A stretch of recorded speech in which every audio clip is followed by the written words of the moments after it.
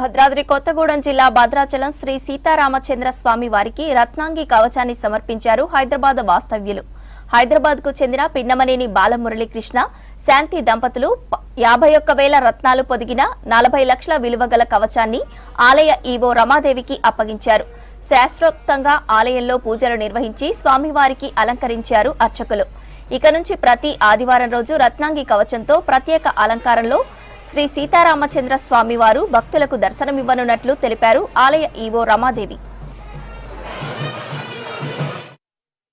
భద్రాచల శ్రీ సీతారామచంద్ర స్వామివారికి ఈనాడు హైదరాబాద్ వాస్తవ్యులు శ్రీమాన్ పిన్నమనేని బాలమురళీకృష్ణ గారు శాంతి దంపతులు స్వామివారికి రత్నాంగి సేవను సమర్పించడం జరిగింది.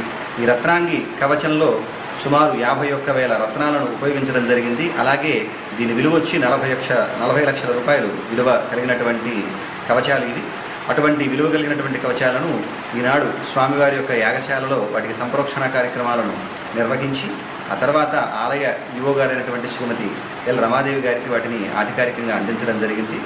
రేపటి రోజున స్వామివారి అభిషేకం అయిన తర్వాత మూలవర్లకు ఈ కవచాలను ధరింపజేస్తారు. రేపు స్వామివారు ఆ కవచాలలో రత్నాంగి సేవలో మనందరికీ